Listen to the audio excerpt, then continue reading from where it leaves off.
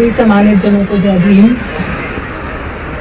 अब क्या बोले, सबने सब कुछ तो बोल ही दिया, लेकिन एक बात पकड़ ली मैंने। अच्छा, मैं कुछ कहूंगी तो क्रिटिसिज्म मत करना, बहुत मिलता है वैसे ही बाहर। हाँ, तो एक बात पकड़ी, लक्ष्मण जी भी बैठे थे और वो कहकर गए कि हमारी भी कुछ गलतियां हैं, समाज की कुछ कमियां हैं कि हमने महिलाओं को हिस्सेदारी और भागीदारी नहीं दी, या देर से दी, या बस छू दिया टर्म की महिलाओं की हिस्सेदारी, महिलाओं की भागीदारी, और बस बात कर दी और इसके आगे कुछ नहीं। लेकिन शायद मैं, जब मेरे को यहाँ पे 3-4 दिन पहले इनविटेशन के लिए बोला कि आप आए, 18-19 को प्रोग्राम है और आप एक दिन चूज कर ले या 19 में आप बोले, तो सर, शायद वृद्धि सर पीछे बैठे हैं, तो मैंने उनसे दूसरा सवाल ये किया कि सर, आप मुझे बता सकते हैं कि लिस्ट उसमें बोलने वाले कौन कौन है? तो कहते नहीं, बहुत लोग हैं। मैंने कहा नहीं सर, लिस्ट में महिलाएं बोलने वाली कौन कौन है? माफ कीजिएगा, गुस्ताखी है, लेकिन मैं भी पिछले ऑलमोस्ट 3-4 घंटे से यहाँ बैठी हूँ, तो शायद क्रिटिसिज्म नहीं है, लेकिन हमारी अपनी कमियां एक परिवार की तरह है, मेरे माता पिताजी की तरह सारे यहाँ पे बैठे हैं, तो मेरा भी दिल करता है कि मैं महिलाओं को सुनूं, महिलाएं आए बोले। After all, we are partners in equal share. We will share the stage with you, right? 50% males and 50% females can share this stage. And Seema ji, thank you, आप आए तो मुझे अच्छा लगा देखकर कि चलो कोई तो है जो मंच पे बैठा है। और उसके साथ एक और चीज कहना चाहूंगी, जितनी भी महिलाएं यहाँ पे बैठी हैं, आगे 1, 2, 3, 4, 5 जो पीछे बैठी हैं, प्लीज एक बारी हाथ खड़ा करें। जो आई हैं अपने घर परिवार, बच्चों को छोड़ के, सास को छोड़ के, ससुर को छोड़ के, माँ बाप को, हाथ खड़ा कर दीजिए। And I will upload for you all. Thank you so much for coming, because as a woman I know we face a lot. हम बहुत सारी चीजों का सामना करते हैं, बट मुझे बहुत खुशी है कि हम, उम्मीद करती हूँ कि जो हमारे समाज के बुद्धिजीवी यहाँ बैठे हैं, अगली बारी जब हम ऐसा कोई भी कार्यक्रम करें तो हम कंधे से कंधे मिला के साथ चले, और चाहे स्टेज हो चाहे मंच हो, दोनों को बराबरी से सुने। Thank you. एंड तीसरी चीज, मैं यहाँ से शुरू नहीं करूंगी, मैं वहां से शुरू करूंगी, निजीकरण।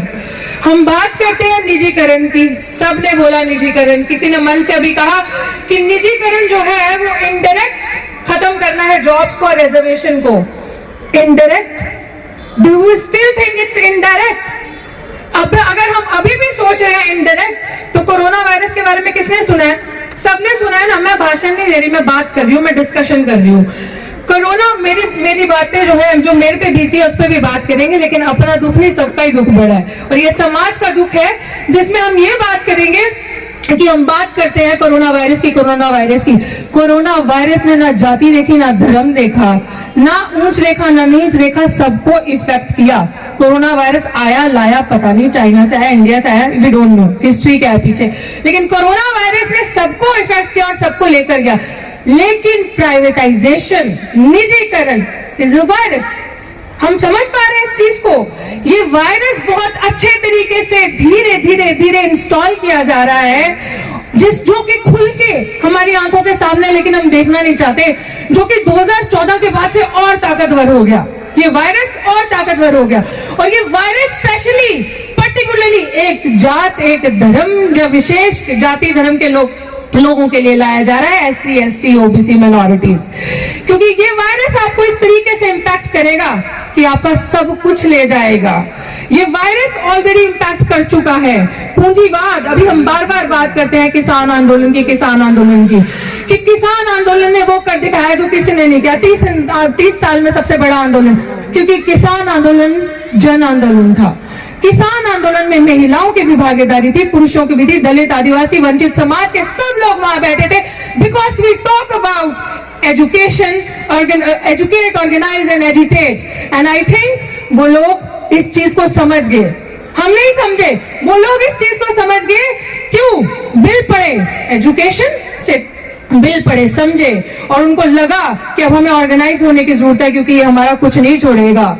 वो ऑर्गेनाइज हुए, उन्होंने एजिटेट किया, उनके 700 से ज्यादा किसान शहीद हो गए। हमने बहुत वहां भूमिका निभाई थी, हम वहां दिन रात बैठे रहे, क्योंकि हम समझ गए थे कि जो लोग ये समझते हैं अभी भी घर में बैठे, मेरा क्या, बैंक प्राइवेट हो रहे हैं, मेरे घर का थोड़ी कुछ हो रहा है, मेरा क्या जा रहा है, रेलवे का है, मेरे घर का थोड़ी कुछ जा रहा है, मेरा क्या जा रहा है, किसी इंस्टीट्यूशन का निजीकरण हो रहा है, मेरा क्या जा रहा है। तो ये चीज हम समझ तब पाएंगे कि जब किसान आंदोलन में हर कोई ये समझ गया।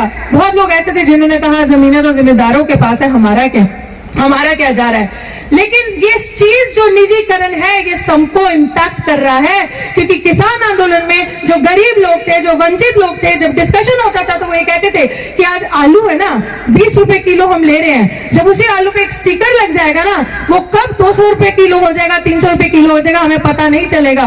तो आप बताएं, जो सुबह कुआं खोदता है, शाम को पानी पीता है, जो इंसान 100 रुपए कमा के लाता है, वो क्या आलू खाएगा?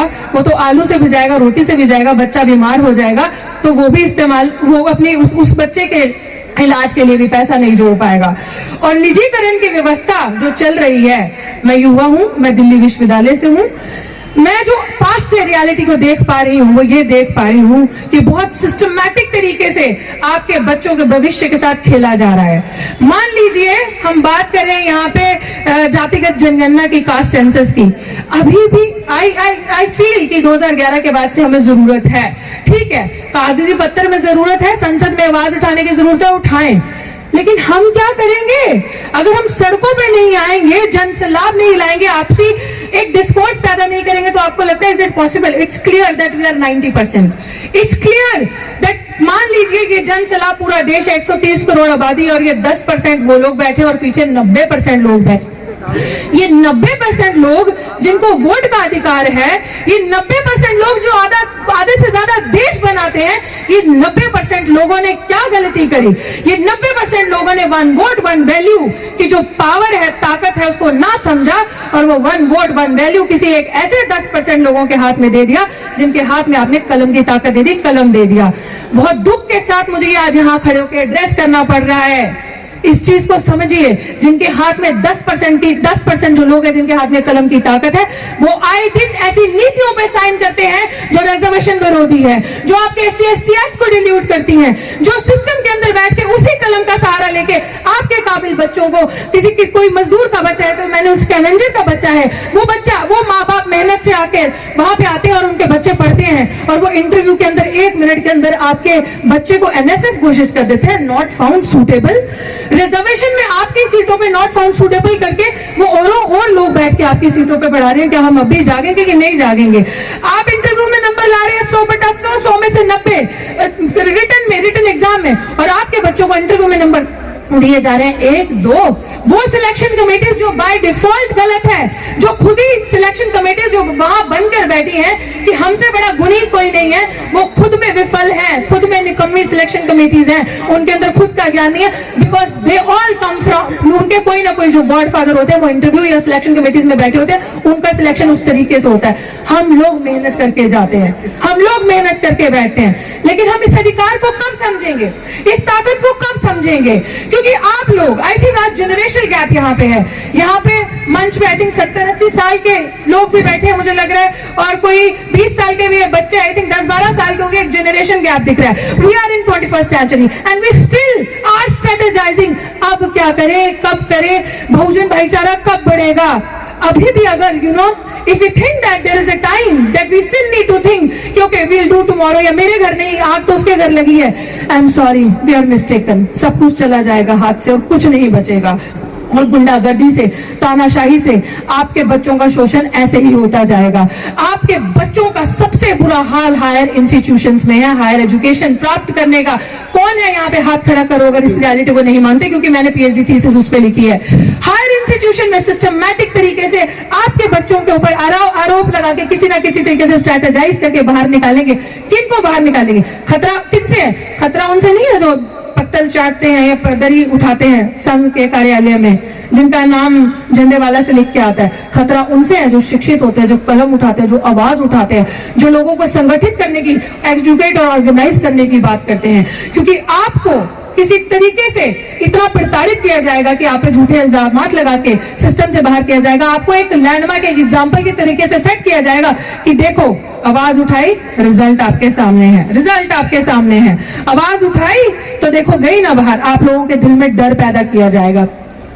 जैसे उनको लगा कि मेरी आवाज बंद कर देंगे, जो मेरे साथ हुआ। अगर आप लोग मेरा YouTube चैनल है या मेरी कहानी थोड़ी बहुत सुनी है तो आप परिपक्व होंगे। बहुत अच्छे तरीके से मुझे दौलत राम कॉलेज से बाहर निकालने की साजिश करी गई, और उस साजिश में जब उनको लगा कि समाज के कुछ लोग आकर प्रोटेस्ट करने लगे मेरे लिए, या उनको लगा कि लड़की डर जाएगी, दब जाएगी, बोलेगी नहीं, तो बाहर निकाल दिया जाएगा, अगर एग्जाम्पल सेट कर दिया जाएगा। लेकिन उनको ये नहीं पता था कि शायद हम लोगों की जो पीढ़ियां जो संघर्ष कर रहे हैं, we are rebels, we will fight अपने समाज के स्वाभिमान के साथ, और आत्मसम्मान जो मेरा है और अपने समाज के सम्मान के साथ समझौता नहीं करूंगी। बाबा साहेब की मुझे कुछ दिन पहले डिस्कशन हो रही थी, आई स्टिल रिमेंबर, मैं बहुत तेज तेज बोलूंगी, खत्म करूंगी। मद्रास में शायद उनका कोई लेक्चर था जहां पर उन्होंने कहा था कि हमें जॉब में कंसेशन नहीं चाहिए। हमें, आप सोचते हो कि हमें जॉब्स में कंसेशन चाहिए, that's what we only want. हमारी जो लड़ाई है ना, वो आत्मसम्मान की लड़ाई है या आध्यात्मिक लड़ाई है। वी नीड सम्मान, वी नीड रिस्पेक्ट। जो आप हमें नजरों से देख के खत्म करते हैं ना, उसकी हमारी लड़ाई है। हमारी लड़ाई है रूलिंग एलीट में आने की। जब तक हम रूलिंग एलीट में नहीं आएंगे, दैट इज नॉट पॉसिबल कि आप सोचेंगे बराबरी मिलेगी, दैट्स नॉट पॉसिबल। और जो लोग उस चंद चेहरे हमारे रूलिंग एलीट में आए हैं, वो जो सत्ता में बैठे हैं, I am sorry to say with heavy heart I need to say कि या तो आप आरएसएस की दरी ढोते हैं, या तो पत्तल चाटते हैं, या तो उनकी आइडियोलॉजीज को वहां लेकर जाते हैं। इसके अलावा आप कुछ नहीं करते हैं। आपके समाज के बच्चे, रोहित वेमुला गया, रोहित वेमुला ने जाते जाते अपने नोट में ये लिखा था कि आपको कैसे पहचानते हैं लोग, सिर्फ आपके साथ जो आपका बैगेज है, जो आपकी आइडेंटिटी है, आपका माइंड, आपका इंटेलेक्ट क्या है। They will not see you कि you have a potential, no matter what you are a minister, no matter what you are IAS IPS और यू आर डॉक्टर और engineer at a good position, but the baggage you hold, that is what they see, and through that baggage अगर आपके मुंह में आवाज है तो आपका सिस्टमैटिक डिस्क्रिमिनेशन और सिस्टमैटिक तरीके से आपको काटना शुरू कर देते हैं। पायल तड़वी आप लोगों के सामने गई, वो भी इसी सिस्टमैटिक डिस्क्रिमिनेशन की वजह से गई थी। अब दिल्ली विश्वविद्यालय में डॉक्टर रितु, जो कल तक पीएचडी करी थी, पीएचडी करी साइकोलॉजी में, और दलित आइडेंटिटी पे ही काम किया है, साइकोलॉजी में पहला नया काम ऐसा है, और जो मैं अपनी थीसिस में 2019 में लिख चुकी हूँ, वो मैं आज फेस कर रही हूँ। शायद ये बाय डिफॉल्ट जो प्रिंसिपल वहां बैठी है, जो खुद इलीगल वहां पोस्ट पे बैठी है, उनको नहीं पता कि हम लोग मेहनत करने वाले लोग हैं। हम लोग जो 90% इस देश के जो लोग हैं, आप हमें मास्क दोगे, हम चमड़ा बना देंगे, चमड़े का जैकेट, जूता सब बना देंगे। हमारे अंदर कला है, और 90% लोगों को आप जाकर देख लीजिए। हम क्यों मेहनत करें, हम क्यों मेहनत करें, डेटा कलेक्ट करें, सर्वे कीजिए, बोले इन्हें सर्वे कीजिए, 10% लोगों का सर्वे कीजिए, और देखिए वो 10% लोग देश की बड़े बड़े बिजनेस टाइकून्स बन के बैठे हैं, बड़े बड़े बिजनेस संसाधन उनके पास है, और 90% लोग जनरेशन टू जनरेशन अभी सीवर में उतरते हैं। बच्चा, बाप, आगे आने वाली जनरेशन भी सीवर में बैठी है। तो what we have in our hand, सिर्फ हमारे पास एक ही चीज है, जो आई थिंक इन्होंने कहा है कि सामाजिक परिवर्तन के अंदर अगर हम सोचें कि बहुजन एकता हो, अपनी महिलाओं को सम्मान दें और हाथ से हाथ मिलाएं, और ऐसी मीटिंग्स खाली symbolically, I know it's a very good initiative, और बहुत अच्छा लगा कि हम लोग सारे इस मंच पे एक साथ इकट्ठे हुए हैं, और मुझ जैसी छोटी हस्ती को भी अपने आप सबके बीच में बात कीजिए प्लीज, आप सबके बीच में, हाँ सर, थैंक यू, बात रखने का मौका मिल रहा है थैंक्स। तो मुझे ऐसा लगता है कि हम लोगों को कंक्लूड के साथ साथ मैं आप सबको यही कहना चाहूंगी कि ये आखिरी ना हो, और मेरी लड़ाई सिर्फ मेरी लड़ाई नहीं है, पूरे सिस्टम की लड़ाई है।